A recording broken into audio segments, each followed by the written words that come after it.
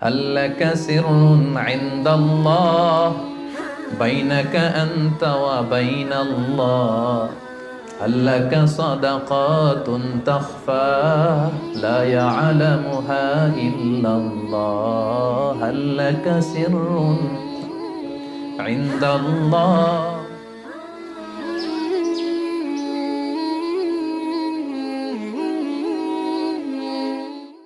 السلام عليكم ورحمة الله وبركاته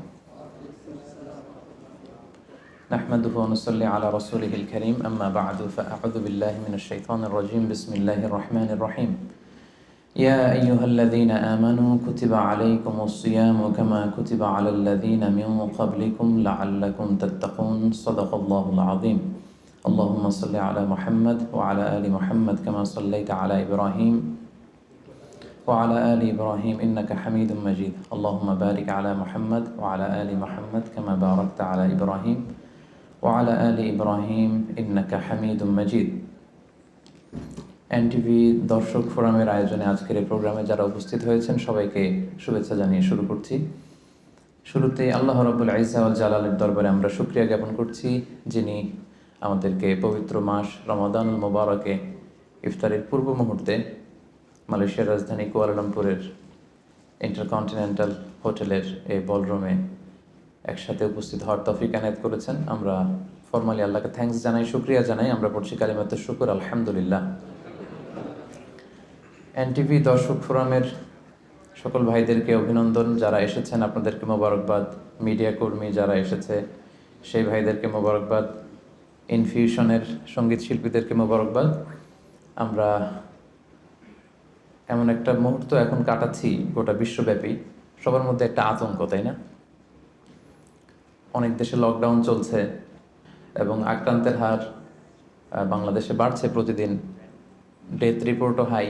Malaysia তো recently দেখলাম যে খুব বাড়ছে। তো আমরা যে আসলে কত দুর্বল, আমরা যে দাম্ভিকতা দেখাই, অহংকার দেখাই, আসলে যে আমরা অ্যাজ এ হিউম্যান বিং কত দুর্বল, কত নগণ্য, কত তুচ্ছ।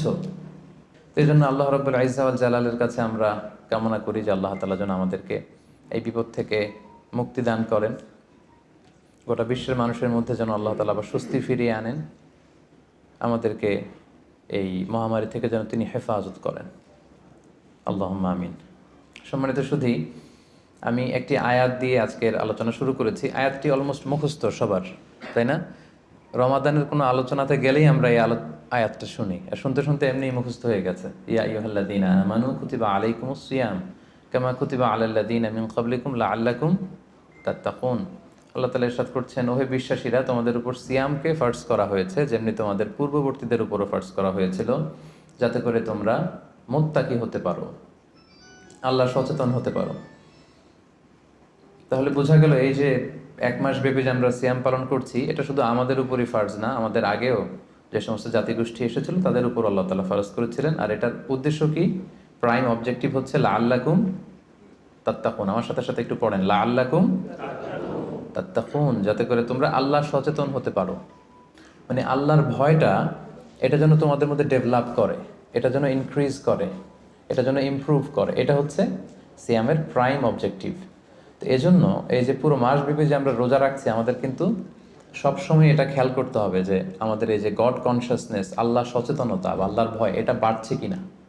Is it increasing or decreasing? এটা কি বাড়ছে না কমছে? যদি আপনি ফিল করেন যে না, আল্লাহ সচেতনতা এই অ্যাট্রিবিউটটা আমার মধ্যে বাড়ছে, তার মানে আপনার সিয়াম ফলপ্রসূ হচ্ছে। আর যদি ফিল করেন না, আল্লাহ সচেতনতার কোনো ফিলিংস আমার মধ্যে নাই, তাহলে বোঝা গেল যে শুধু না খেয়ে থাকা আর না পান করে থাকাই হচ্ছে আসলে সিয়ামের যে মূল অবজেক্টিভ, সেটা পালন হচ্ছে না। প্রিয় ভাই এবং বোনেরা, দেখেন, সিয়াম এমন একটি ইবাদত যেটা আমরা শুধুমাত্র আল্লাহ সন্তুষ্টির জন্য করি, শুধুমাত্র আল্লাহকে দেখাই। এই সিয়ামটা শুধুমাত্র কাকে দেখাই? আল্লাহকে দেখাই। আমরা যে সালাত আদায় করি, এটা শুধু আল্লাহকে দেখাই না, অন্যদেরকেও দেখাই। আমি এখন সালাত আদায় করলে আপনারা দেখবেন না? আমি যদি চ্যারিটি করি, দান করি, একজন নিচ্ছে, আমি দিচ্ছি, দেখবেন না? দেখবেন। আমি যে হজে যাচ্ছি, প্লেনে চড়ে লাব্বাইক লাব্বাইক পড়ছে, লোকজন দেখে না? দেখে। কিন্তু সিয়াম হচ্ছে কেবলমাত্র একমাত্র এমন একটি ইবাদত যেটা দেখিয়ে করা যায় না। 10 জন লোক যদি এখানে দাঁড়ানো থাকে, আপনাকে যদি আইডেন্টিফাই করতে বলে, বলেন তো এই 10 জনের মধ্যে 5 জন হচ্ছে সিয়াম পালনকারী, মানে রোজা রেখেছে, আর বাকি 5 জন রোজা রাখেনি। এবার আপনি খুঁজে বের করেন কোন 5 জন রাখলো আর কোন 5 জন রাখলো না। কে কে বের করতে পারবেন বলেন তো দেখি? কেউ বের করতে পারবেন? বের করা সম্ভব না, কারণ চেহারা দেখে বোঝা যায় না যে কে রোজাদার আর কে বেরোজাদার। তো এই জন্য সিয়ামটা শুধু আল্লাহর জন্য আমরা রাখি, শুধু তিনিই জানেন আমি রোজা রেখেছি কি রাখিনি। ধরেন আমি বাসার ভেতরে ক্ষুধা, তো আমি যদি হুট করে কিছু খেয়ে ফেলি, খেয়ে আবার মসজিদে নামাজের সময় নামাজে গেলাম, সবাই মনে করবে আমি কি রোজাই রেখেছি, আসলে কি রাখছি? রাখি নাই। আবার আমার প্রচন্ড তৃষ্ণায় গলা কাঠ হয়ে আছে, আমি চাইলে কিন্তু কিছু পান করতে পারি দরজা বন্ধ করে, কেউ দেখছে না, একাকি। তো মানুষের কাছে যে আমি কিন্তু রোজাদারের ভান করতে পারি। তার মানে রোজা হচ্ছে এমন একটি ইবাদত যেটা পৃথিবীর কেউ টের পায় না যে আমি রেখেছি কি রাখিনি। একজন মাত্র টের পায়, তিনি কে? তার মানে সিয়াম পালনের মধ্য দিয়ে এই যে আল্লাহর ভয়টা, Allah is watching me, Allah is observing me, each and everything আমরা যেটা করছি আমাদের এই পার্থিব জগতে সবকিছু আল্লাহ দেখছেন, তিনি মনিটরিং করছেন, এই যে সেন্সটা, এটার নাম হচ্ছে তাকওয়া। এটার নাম কি? তাকওয়া। সো এই যে রোজা পালনের মধ্য দিয়ে আমাকে ফিল করতে হবে যে আমার এই তাকওয়াটা কি বাড়লো না কমলো। আমি যদি রোজাও রাখি আবার যদি মিথ্যা কথাও বলি, আমি যদি রোজাও রাখি আবার মানুষকে ঠকাই, আমি সিয়ামও পালন করলাম আবার অশ্লীল কাজের সাথেও যুক্ত থাকলাম, তাহলে বোঝা গেল মাই লেভেল অফ তাকওয়া ইজ ডিক্রিজিং, এটা কমছে। সো আমার ফার্স্ট অ্যান্ড ফরমোস্ট রিমাইন্ডার হচ্ছে আজকের এই আলোচনায় যে এই যে সিয়াম আমরা পালন করছি, আমাদের খেয়াল রাখতে হবে যে আমাদের তাকওয়ার লেভেলটা বাড়ছে কিনা, আমরা আমাদের তাকওয়ার লেভেলটাকে ইমপ্রুভ করতে পারছি কিনা। সম্মানিত শুধু এটা এমন একটা বরকতময় মাস, এ মাসে জান্নাতের দরজা খুলে দেয়া হয়। The doors of heaven are opened, the doors of hell fire are closed. শয়তানকে চেইন আপ করা হয়। এর মানে হচ্ছে এবাদতের একটা চমৎকার পরিবেশ বিরাজ করে এ মাসে। এ মাসে আপনি তেলাওয়াত করে, আপনি জিকির করে, আপনি তাহাজ্জুদ পড়ে, আপনি কিয়ামুল লাইল করে যে মজা পাবেন, যে একটা আবহ তৈরি হবে, বছরের অন্য কোনো সময়টাতে কিন্তু এরকম হয় না। এবং তার চেয়ে মজার ব্যাপার হচ্ছে এই মাসে আমরা যত ইবাদত অফার করি এগুলোর সওয়াবগুলো জ্যামিতিক হারে বাড়ানো হয়। অন্যান্য মাসে নেক আমল করলে সেটার রিওয়ার্ডসগুলো দেওয়া হয় গাণিতিক হারে, কিন্তু এ মাসে যেই নেক কাজগুলো আমরা করব সেটার সওয়াবগুলো বাড়ানো হয় জ্যামিতিক হারে। এ মাসে আমরা একটা নফল ইবাদত করলে এটা ফরজের সমান সওয়াব, একটা ফরজ ইবাদত করলে 700 গুণ সওয়াব, রমজান মাসের উমরা করলে হজের সমান সওয়াব। সুবহানাল্লাহ পড়বেন না? সুবহানাল্লাহ বিহামদিহি। তার মানে মাউসুমুল ইবাদা, ইবাদতের মাউসুম, অনেক অফার, নানা ধরনের আসমানি অফারের হাতছানি। ছোট্ট কাজ করলে এটাকে ফুলিয়ে ফাপিয়ে আল্লাহ তাআলা অনেক বড় করে আপনার আমলনামায় ঢুকিয়ে দিবে। এবং এই মাসটা আসলে আল্লাহ রাসূল সাল্লাল্লাহু আলাইহি ওয়াসাল্লাম খুব বেশি দান করতেন। আল্লাহ রাসূল সাল্লাল্লাহু আলাইহি ওয়াসাল্লাম সবসময় দান করতেন। আল্লাহ রাসূল সাল্লাল্লাহু আলাইহি ওয়াসাল্লামের ডিকশনারিতে না ছিল না, কি ছিল না? না ছিল না। কেউ এসে কিছু চাইলেই উনি দিয়ে দিতেন সাথে সাথে। নো বলতে জানতেন না, নো, না, এটা তিনি বলতে জানতেন না। তো হাদিস শরীফে এসেছে আল্লাহ রাসূল সাল্লাল্লাহু আলাইহি ওয়াসাল্লাম কানা আজওয়াদু বিল খাইরি মিনার রিহিল মুরসালা, প্রবাহিত বাতাসের চেয়েও আল্লাহ রাসূল সাল্লাল্লাহু আলাইহি ওয়াসাল্লামের বদান্যতা এই মাসে খুব বেশি দেখা যেত। প্রবাহিত বাতাস, ব্লোয়িং উইন্ড যেমনি যখন প্রবাহিত হতে শুরু করে সবার গায়ে যেমনি লাগে, বাতাস যদি বয় এটা কি শুধু মুসলমানদের গায়ে লাগে? কথা বলেন, সবার গায়ে লাগে। পূবালী বাতাস যখন আসবে, দক্ষিণা বাতাস যখন আসবে, আস্তিক নাস্তিক, মুসলিম অমুসলিম সবার গায়ে যেমনি বাতাসের হিমেল ছোঁয়া এসে টাচ করে, রাসূল সাল্লাল্লাহু আলাইহি ওয়াসাল্লামের দানটাও এরকম সর্বব্যাপী ছিল। দেদারসে দান করতেন, হাত খুলে দান করতেন। বছরের কখনো রাসূল সাল্লাল্লাহু আলাইহি ওয়াসাল্লামকে এত বেশি দান করার জন্য উদগ্রীব হতে দেখা যেত না। রমাদান আসলে তিনি যতটা দান করতেন। এবং আল্লাহ রাসূল সাল্লাল্লাহু আলাইহি ওয়াসাল্লাম মানুষকে ইফতার শেয়ার করার ব্যাপারে উৎসাহিত করেছেন। তিনি আল্লাহ রাসূল সাল্লাল্লাহু আলাইহি ওয়াসাল্লাম বলেছেন যে সিয়াম পালনকারী কাউকে যদি কেউ ইফতারি করায় তাহলে সে রোজা রেখে যে সওয়াব পেল, আপনি ইফতারি করানোর কারণে ঠিক ওই পরিমাণ সওয়াব পেয়ে যাবেন। যিনি রোজা রেখেছেন তার সওয়াব থেকে কোনো অংশই কমানো হবে না। তো সাহাবারা বললেন, ইয়া রাসূলুল্লাহ, আমাদের তো এত সামর্থ্য নেই যে আমরা মানুষকে ইফতারি করাবো। আল্লাহ রাসূল সাল্লাল্লাহু আলাইহি ওয়াসাল্লাম বললেন যে ওয়ালাউ বিতামরা, একটা খেজুর দিয়েও যদি ইফতারি করো তাহলেও এই সওয়াবটা পাবে। মাযকাতুল লাবান, এক ঢোক দুধ দিয়ে যদি করো, ওয়ালাউ শারবাতু মা, এক ঢোক পানি দিয়েও যদি কোনো রোজাদারের ইফতারি তুমি করাও, তাহলে আল্লাহ তাআলা তোমার আমল নামে এই সওয়াব দিয়ে দিবে। সো আমাদের জন্য এটা হচ্ছে দ্য মান্থ অফ অপরচুনিটি, অনেক বেশি সওয়াব কামানোর, অনেক বেশি রিওয়ার্ডস কামানোর একটা সুযোগ, এবং বিশেষ করে দান করার একটা অফুরন্ত সুযোগ। আপনি খেয়াল করে দেখেন যে আমরা মাঝে মাঝে অফার পেলে জিনিসপত্র খুব কিনি না। ধরেন একটা ব্লেজার আপনার কেনার খুব একটা দরকার নেই, দেখলেন যে 70% অফ। কত পার্সেন্ট? একটাও দরকার নাই, এখন যে 3টা কিনবো, কয়টা কিনবো? কারণ অফ, এখানে সেল দেয়া হচ্ছে, অপরচুনিটি দেয়া হচ্ছে, অফার দেয়া হচ্ছে। তো এই মাসটা হচ্ছে অফারের মাস। আল্লাহ তাআলা সওয়াব দেওয়ার জন্য বসে আছেন, কিন্তু নেয়ার জন্য আমরা প্রস্তুত না। তো সম্মানিত সুধী, এজন্য আমাদের দানের হাতকে প্রশস্ত করার ট্রাই করতে হবে। নানাভাবে এই রমাদানুল মুবারকে আমরা আল্লাহ তাআলার প্রিয় ভাজন হতে পারি অনেকগুলো কাজের মধ্য দিয়ে। এই স্বল্প সময়ে হয়তো সবগুলো টাচ করা সম্ভব হবে না, এজন্য আমি ভেবেছি দান করার মধ্য দিয়ে কিভাবে আমরা আল্লাহ তাআলার প্রিয় ভাজন হতে পারি, এই ব্যাপারটা আজকে ইফতারের আগ পর্যন্ত আমি একটু টাচ করবার চেষ্টা করবো ইনশাআল্লাহ। ডোনেশন করা আমরা করি না সবাই? আমরা ডোনেশন করি, চ্যারিটি করি, আমরা যাকাত দেই, অথবা আমরা নর্মাল চ্যারিটি করি, নফল দান করি। এই দানটাকে আল্লাহ তাআলা খুব বেশি পছন্দ করেন, অত্যন্ত বেশি ভালোবাসেন। এবং মজার ব্যাপার হচ্ছে, যারা দুনিয়াতে বেশি বেশি চ্যারিটি করে, ডোনেশন করে, মানে দান করে, তারা কিয়ামতের দিন নিজের আমলনামা দেখে নিজেই বিশ্বাস করতে পারবে না। তারা নিজের আমলনামা দেখে বলবে, আল্লাহ এত দান তো করি না, আমি দান করেছি ঠিক আছে, কিন্তু এত তো করি নাই, এটা হয়তো অন্য কারো আমলনামা, আমাকে ভুলে দেয়া হয়েছে। আল্লাহ বলবেন, না, এটা তোমারই আমলনামা। কামা ইউরাব্বি আহাদুকুম ফুলুবাহু, সহিহ বুখারীর বর্ণনা। আল্লাহ তাআলা বলেন, গরু যারা পালে যখন বাছুর হয়, উট যারা পালে আরব দেশে যখন উটের বাচ্চা হয়, উটের মালিক খুব খুশি হয়, তখন সে বাচ্চাটাকে খাইয়ে দাইয়ে পেলে পুষে বড় করে। আল্লাহ বলেন যে তুমি দান করেছিলে অল্প, কিন্তু এই ছোট্ট দানের সওয়াবটাকে আমি খাইয়ে দাইয়ে পেলে পুষে বড় করে হাত্তা তাকুনা মিসলাল জাবাল, বিশাল উহুদ পাহাড়ের সমান করে তোমার আমলনামায় ঢুকিয়ে দিয়েছি। সুবহানাল্লাহি ওয়া বিহামদিহি। তো ওই সময় যে যদি আপনি বিশাল বিশাল পাহাড়ের সমান সওয়াব দেখেন, আপনি কি সারপ্রাইজ হবেন না? হ্যাঁ, এটা হচ্ছে দ্য বিগেস্ট সারপ্রাইজ। অবাক হয়ে যাবেন আপনি, যে দিয়েছিলাম তো 10 রিঙ্গিট, দিয়েছিলাম কত, এখন দেখি যে 10 মিলিয়ন রিঙ্গিট হয়ে গেছে। সুবহানাল্লাহি ওয়া বিহামদিহি।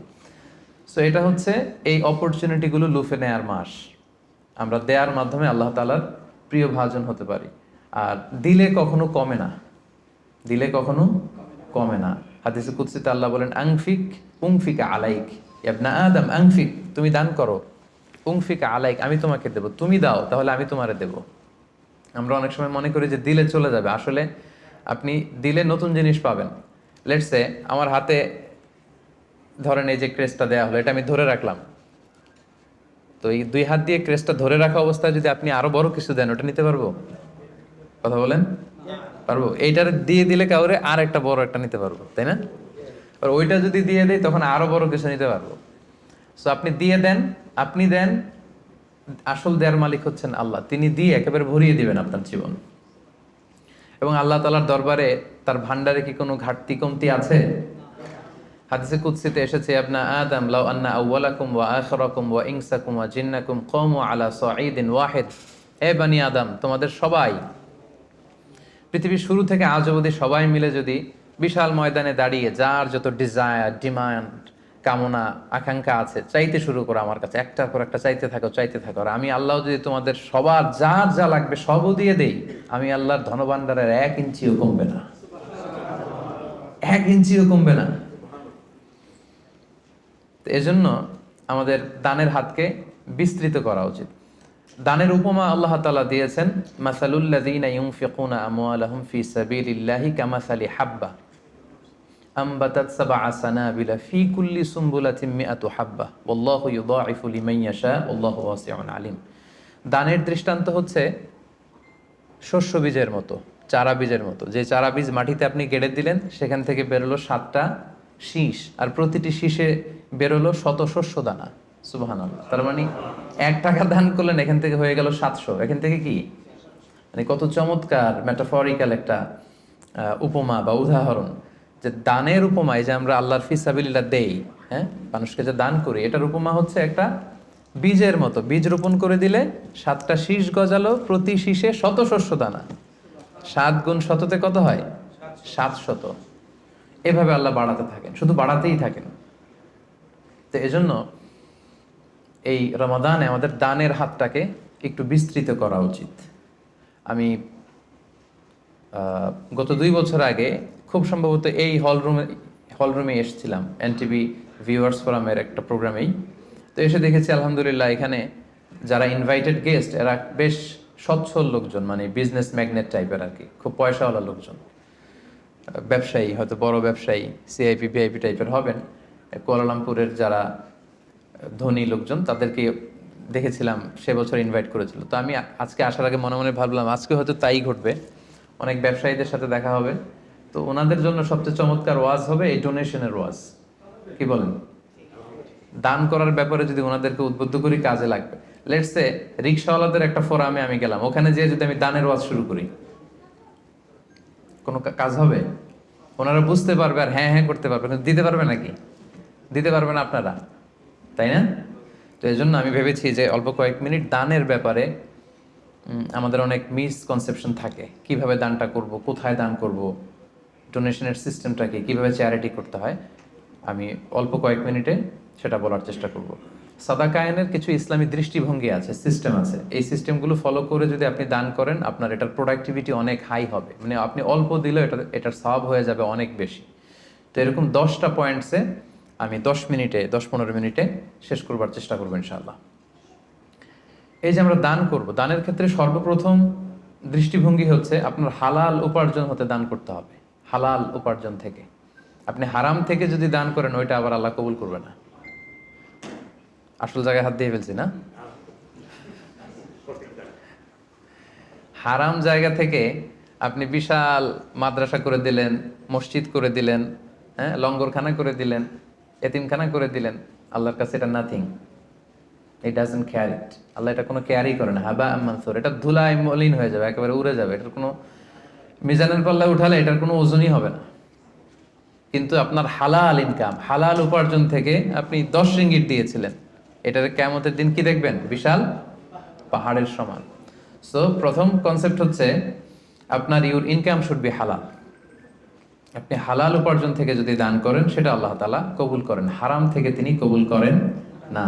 কারণ ইন্নাল্লাহা তাইয়্যিব লা ইয়াকবালু ইল্লা তাইয়্যিবা। আল্লাহ তাআলা নিজে হচ্ছেন পবিত্র একটা সত্তা, অপবিত্র কিছু তিনি নেন না। তিনি হচ্ছেন মহাপবিত্র এক সত্তা, তিনি যেটা গ্রহণ করেন সেটাও পবিত্র হতে হবে। অপবিত্র কিছু আল্লাহ তাআলা কবুল করেন না। আল্লাহ তাআলা বলছেন ইয়া আইয়ুহাল্লাযীনা আমানু আনফিকু মিন তাইয়্যিবাতি মা কাসাবাতুম। ও হে বিশ্বাসীরা, তোমরা হালাল জিনিস থেকে যেটা উপার্জন করেছো সেটা থেকে দান করো। সেখান থেকে অল্প দান করলেও সেটাকে বিশাল বড় করে আমলনামায় ঢুকাই দিবে কে? আর যদি আপনি হারাম থেকে দান করেন ওইটা কিন্তু আল্লাহ তাআলার কাছে কবুল হবে না। আরেকটা মজার ব্যাপার হচ্ছে যারা হারাম উপার্জন করে এদের দোয়াও আল্লাহ কবুল করে না। হারাম উপার্জনকারীর দোয়াও আল্লাহ তাআলা কবুল করে না। তাহলে এই যে আমরা দান করব, আপনারা যারা ব্যবসায়ী গ্রুপ আছেন আপনারা তো অনেক দান করেন, আপনারা নিঃসন্দেহে জাকাতও পে করেন অন টাইমে। আমি বিশ্বাস করতে চাই যে এখানে অল আর মানে সবাই জাকাত দেন, জাকাত পে করেন। জাকাত ছাড়াও এমনি নর্মাল চ্যারিটিও আপনারা খুব করেন, এটা আমি বিশ্বাস করি। তারপরে রিমাইন্ডার হিসেবে এগুলো বলা, রিমাইন্ডার। আল্লাহ তাআলা বলছেন ওয়াযাক্কির ফাইন্না যিকরা তানফাউল মুমিনিন। তুমি রিমাইন্ডার দাও, উপদেশ দাও। এই উপদেশগুলো, রিমাইন্ডারগুলো বিশ্বাসীদের অনেক কাজে দেয়।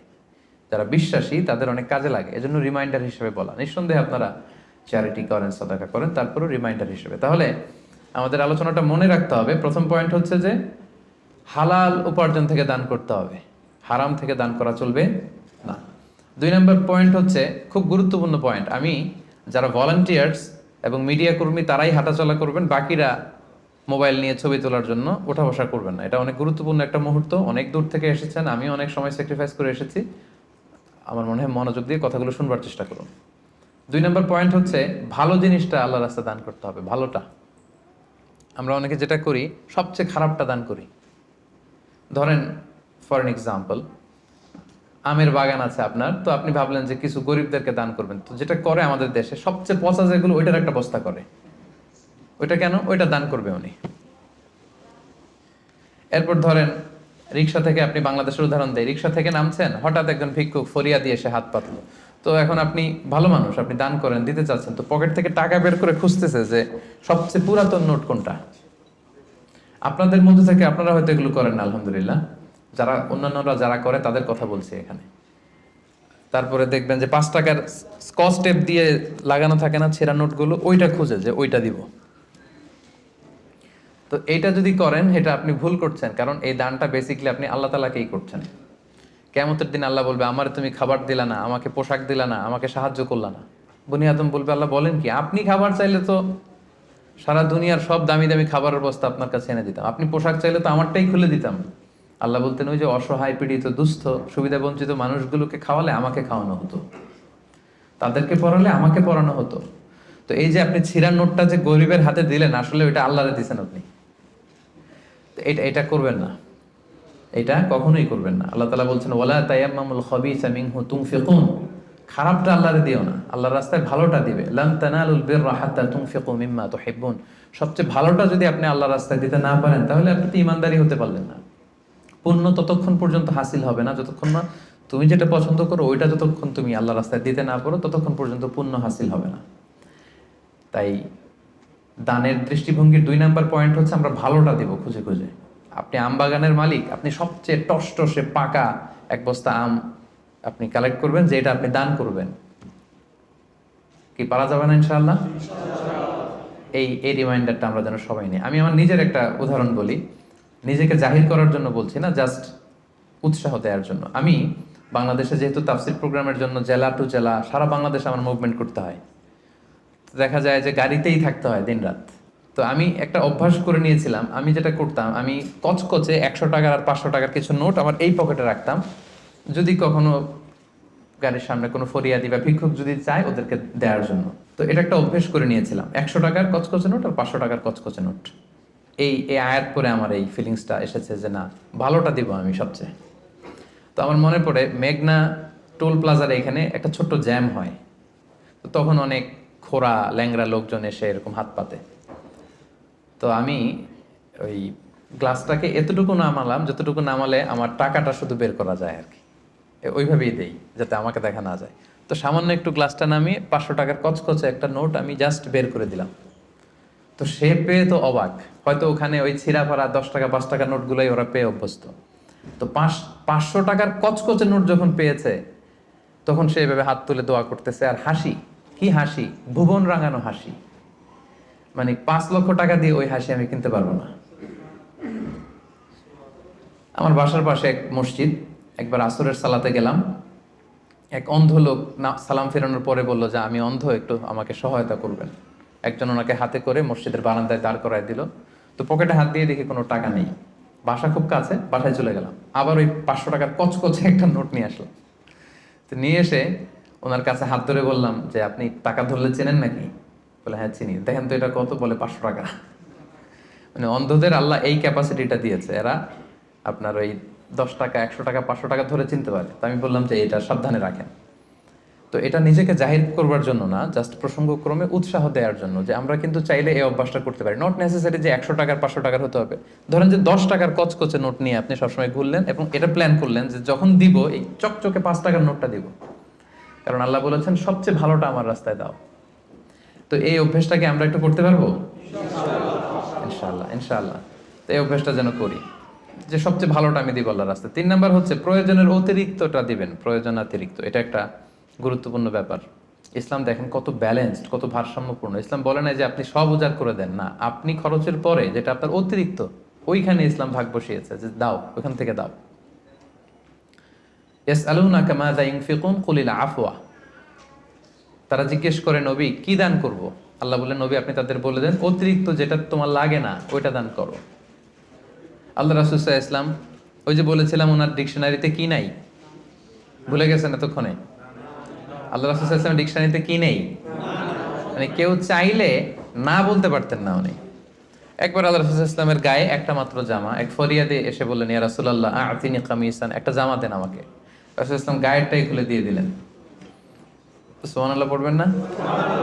তো এখন গায়ে যেহেতু জামা নাই, সাহাবারা নানা কাজে এসেছে, উনি বেরও হতে পারেন না, ঘরে বসে আছেন। এবার আল্লাহ আয়াত নাযিল করলেন ওয়াল্লাযীনা ইযা আনফাকু লাম ইউসরিফু ওয়া লাম ইয়াকতুরু ওয়া কানা বাইনা যালিকা কাওয়ামা। এর অর্থ হচ্ছে মুমিনের বৈশিষ্ট্য হবে তারা যখন দান করবে তারা ব্যালেন্সড চ্যারিটি করবে, ভারসাম্যপূর্ণ দান, মানে তার প্রয়োজনের অতিরিক্ত যেটা ওইটা দিবে। খুব খুব কৃপণতাও করবে না, আবার দিয়ে একেবারে সব উজাড় করে দিবে না। মানে এই আয়াত দিয়ে আল্লাহ তাআলা বোঝাতে চাইলেন নবীকে যে নবী, জামা যদি দুইটা থাকতো তো একটা দিতেন, জামা যদি দুইটা থাকতো তো একটা পরছেন আর একটা দিয়ে দিতেন, সেটা ঠিক ছিল। বাট ছিলই কয়টা? একটা। ওইটাই যে দিয়ে দিছেন, এখন আপনার হবে কি? সুবহানাল্লাহ বিহামদিহি। কি দয়ালু নবী ছিলেন, কি দাতা নবী ছিলেন, কি দানশীল ছিলেন, কি জেনারাস ছিলেন। তো দানের ক্ষেত্রে ইসলামের দৃষ্টিভঙ্গি হচ্ছে ভারসাম্যপূর্ণ দান করতে হবে, সব উজাড় করে দিয়ে দেওয়া যাবে না। আপনার এই যে কষ্টে উপার্জিত সম্পদ, এটা ব্যবহারের সবচেয়ে বেশি হকদার আপনি নিজেই, আপনার ফ্যামিলি। তো আপনাদের খরচ শেষে অতিরিক্ত যেটা থাকবে সেটা আপনি দান করতে পারেন। তাহলে কয়টা পয়েন্ট বললাম? 3টা। আপনাদের মনোযোগ আছে তো, নাকি কষ্ট হচ্ছে? এই তো আর কিছুক্ষণ পরে আমরা ইফতারি করবো ইনশাআল্লাহ।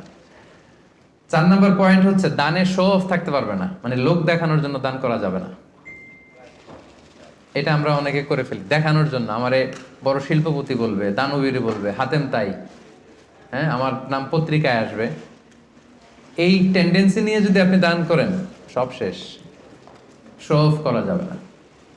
লোক দেখানোর জন্য যদি দান করেন, সে দান আল্লাহ তাআলা কবুল করে না।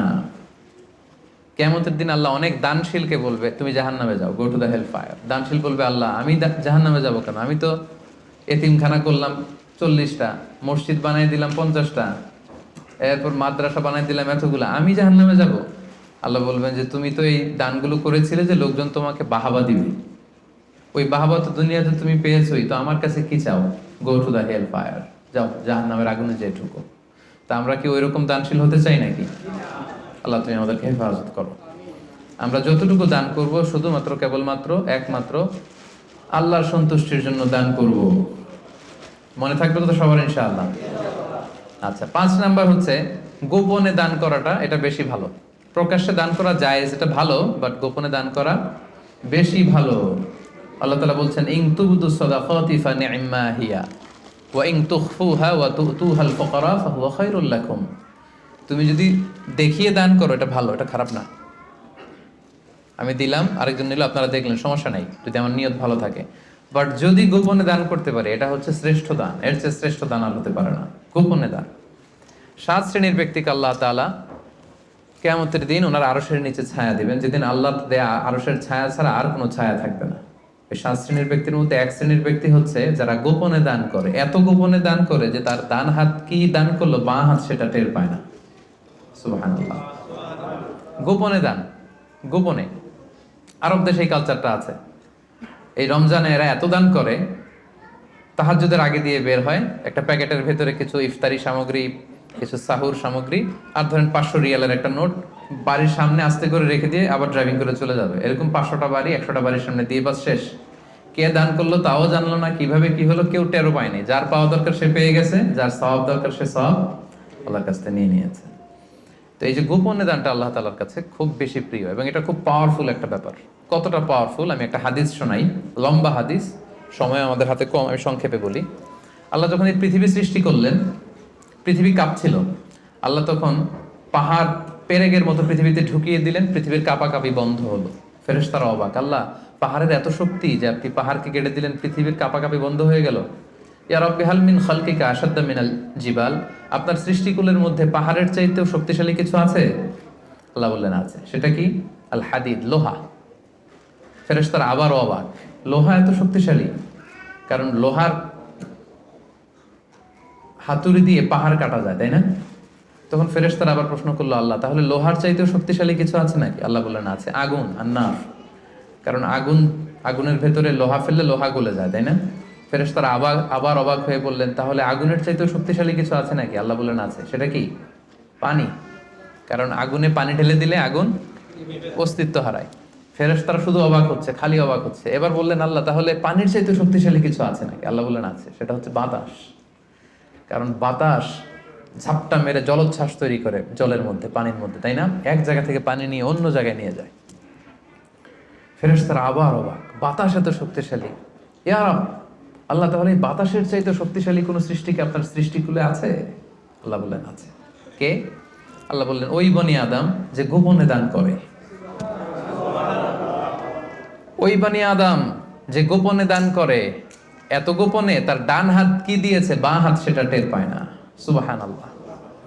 আল্লাকা সিররুন ইনদাল্লাহ বাইনাকা আনতা ওয়া বাইনাল্লাহ আল্লাকা সাদাকাতুন তাখফা লা ইয়ালামুহা ইল্লাল্লাহ আল্লাকা সিররুন ইনদাল্লাহ বাইনাকা আনতা ওয়া বাইনাল্লাহ আল্লাকা সাদাকাতুন তাখফা লা ইয়ালামুহা ইল্লাল্লাহ। সুবহানাল্লাহ। তোমার আর তোমার রবের মাঝে এরকম গোপন কোনো ডিলিংস আছে নাকি যেটা দুনিয়ার কেউ জানে না, শুধু তোমরা জানো? তোমার জীবনে এমন কোনো গোপন দান আছে নাকি যেটা আল্লাহ ছাড়া কেউ দেখেনি? কত চমৎকার না শীত!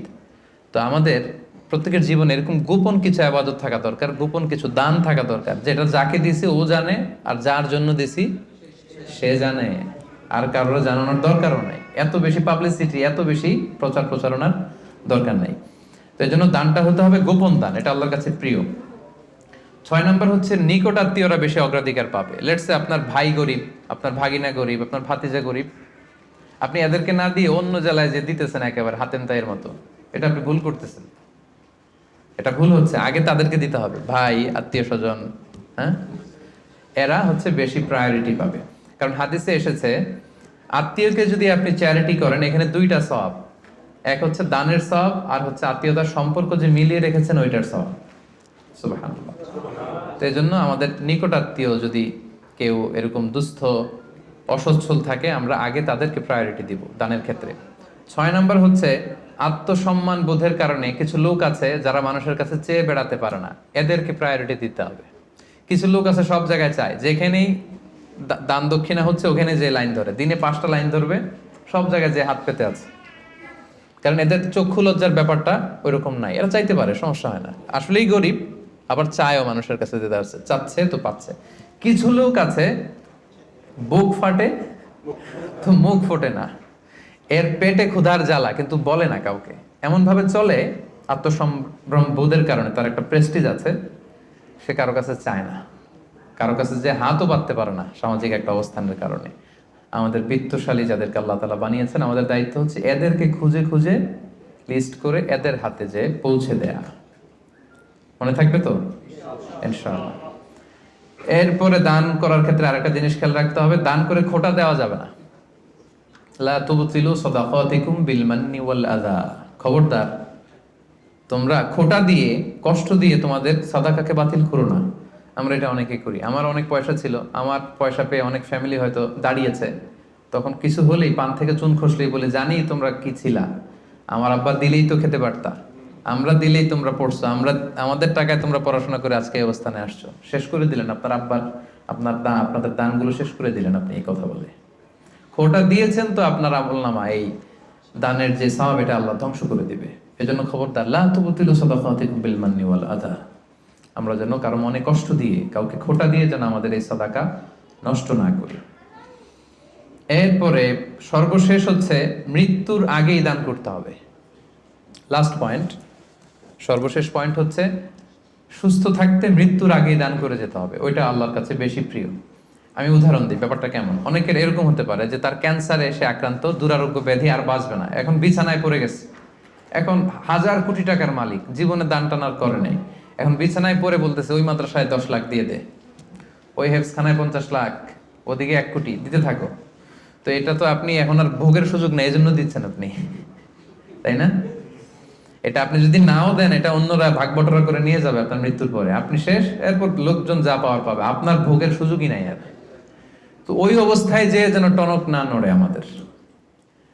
আল্লাহ রাসূল সাল্লাল্লাহু আলাইহি ওয়াসাল্লামকে জিজ্ঞেস করা হয়েছে, ইয়া রাসূলুল্লাহ আইয়ু সাদাকাতি আ'যামু আজরা, কোন সাদাকায়, কোন দানে সওয়াব বেশি? রাসূল সাল্লাল্লাহু আলাইহি ওয়াসাল্লাম বললেন, ওয়া আনতা সাদাকা ওয়া আনতা সহিহুন শাহীহ তাখশাল ফাকরা ওয়া তা'মুলুল গানা। এমন অবস্থায় দান করো যখন তুমি সহিহ শাহীহ, তুমি সুস্থ আর এটা উপভোগের সুযোগ আছে। যখন আমরা এখন সবাই সুস্থ না, এখন আমাদের টাকা লাগবে, আমাদের গাড়ি কিনতে হয়, বাড়ি কিনতে হয়, ফ্যামিলি খরচের জন্য দিতে হয়, টাকাটা খুব দরকার এখন আমাদের, এবং এটা খরচ করার সুযোগ আমার আছে। এখন যদি আপনি দান করেন, এই দানটা আল্লাহ তাআলার কাছে বেশি প্রিয়। এখন আপনি বিছনায় পড়ে ক্যান্সারে আক্রান্ত, কোভিড-19 যান যায় ডাক্তার বললো আশা ছেড়ে দিছে আমরা, আপনি হয়তো আর বাঁচবেন না। এখন আপনি ওই মাদ্রাসায় 50 লাখ, ওই এতিমখানায় 20 লাখ দিতেছেন। তো এটা হচ্ছে আপনি ঠেকায় পরে দিচ্ছেন, চিপায় পরে, ভেজালে পরে দিচ্ছেন আর কি। এই দানটা আল্লাহর কাছে কতটুকু যে সওয়াব পাবেন আল্লাহই ভালো জানে। তো এই ঝামেলায় ভেজালে পড়ার আগে, বিপদে পড়ার আগে আমাদেরকে দান করতে হবে। যখন আমি শাহী সুস্থ, এখন আমার উপার্জনের অনেক সুযোগ আছে। তো সম্মানিত সুধী, এই রমাদান হচ্ছে আমাদের এই সাদাকার সবচেয়ে বড় সুযোগ। অন্য বছর দিলেও আপনি বছরের অন্য সময় দিলেও সওয়াব পাবেন, কিন্তু আমি শুরুতেই বলেছি যে the rewards of amal are multiplied in this blessed month. এই মাসে সওয়াবকে অনেক মাল্টিপল করা হয়। নফল করলে ফরজের সমান সওয়াব, ফরজ করলে 700 গুণ সওয়াব, এই মাসে উমরা করলে হজের সমান সওয়াব। আপনি চিন্তা করছেন হিসাবটা? এজন্য আমাদের যাদের জাকাত ফরজ হয়েছে আমরা যেন জাকাত আদায় করে দেই। হিসেব করে দিতে হয় জাকাতটা। অনেকে বাংলাদেশে যেটা করে, তারা মনে করে যে দিয়ে দিলাম 20,000 শাড়ি জাকাত, এটা কিন্তু জাকাত আদায় হয় না। জাকাতের শাড়ি, জাকাতের লুঙ্গি বলতে কোনো টার্মিনোলজি ইসলামে নাই। আর জাকাতের শাড়ির যে বেহাল দশা বাংলাদেশে, এটা একবার ধোয়ার পরে দ্বিতীয়বার আর পরা যায় না, রং থাকে না, পাতলা শাড়ি। এটা গরিবের সাথে আর উপহাস। আমরা অনেকে মনে করি যে আমরা দরিদ্রদেরকে জাকাত দিয়ে অনেক বেশি বড় কাজ করে ফেললাম, কিন্তু আল্লাহ বলছেন ওয়া আমওয়ালিহিম হাক্কুন লিসাইলি ওয়াল মাহরুম। তুমি কোনো করুণা করনি, বরং তোমার সম্পদে এটা গরিবদের অধিকার। বরং গরিবরা আমার জাকাত নিয়ে আমাকে করুণা করেছে। কি বলেন? আচ্ছা, একটু খেয়াল করে উত্তর দিবেন বুঝে শুনে। আমি যদি ধনী হই, জাকাত দেওয়া আমার জন্য কি ফরজ? আর আরেকজন লোক গরিব, তার জন্য জাকাত খুঁজে খুঁজে নেওয়া কি ফরজ? নিবে না, নিলাম না আপনার জাকাত, আমি কষ্টে কাটালাম, কোনো সমস্যা আছে? নাই।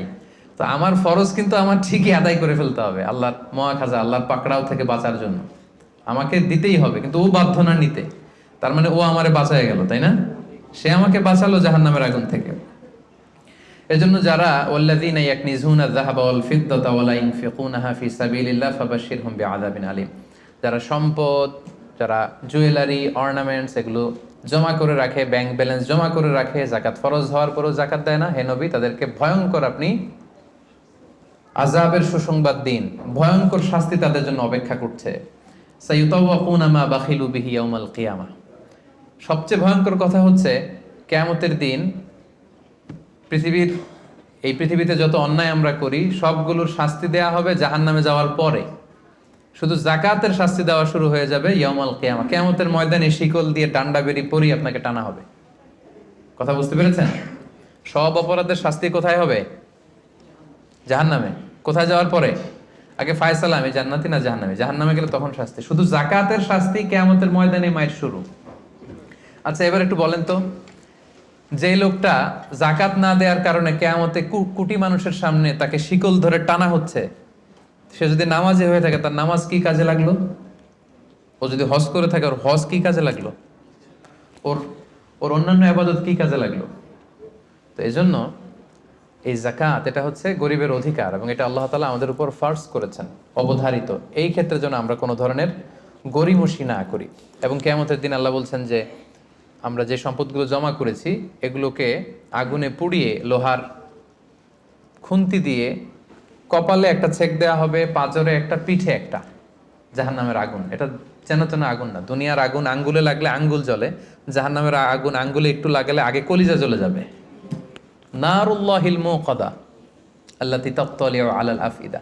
দুনিয়ার আগুন যেখানে লাগে ওইখানে জ্বলে, পায়ে লাগছে পায়ে জ্বলবে। জাহান্নামের আগুন লাগা মাত্রই আগে কলিজাটা ছাই হয়ে যাবে। ওই আগুন হজম করার ক্ষমতা দিয়ে আল্লাহ আমাদেরকে তৈরি করেননি। এজন্য আল্লাহ তাআলা আমাদের যাদেরকে তিনি ব্লেসিং দিয়েছেন, আমাদেরকে সম্পদশালী করেছেন, সচ্ছল বানিয়েছেন, আমরা যেন এই ফরজ জাকাতকে আদায় করি। যারা জাকাত আদায় করবে না, এই সম্পদগুলো তাকে সাপ হয়ে পেঁচিয়ে ছবল মারতে থাকবে আর বলবে আনা মালুক আনা কানজুক। জাহান্নামের ভেনোমাস এই স্নেকগুলো আপনার সারা শরীরে পেঁচিয়ে শুধু ছবল মারতে থাকবে।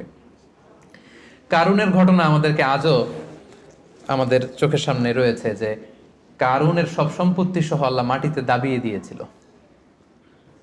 তার সব সম্পত্তি সহ দাবিয়ে দিয়েছিল। ওই জায়গাটা এখন একটা লেক, বহাইরা কারুন বলে। আমি নিজে দেখে এসেছি মিশরে, এটা একটা টুরিস্ট স্পট, অনেকে দেখতে যায়।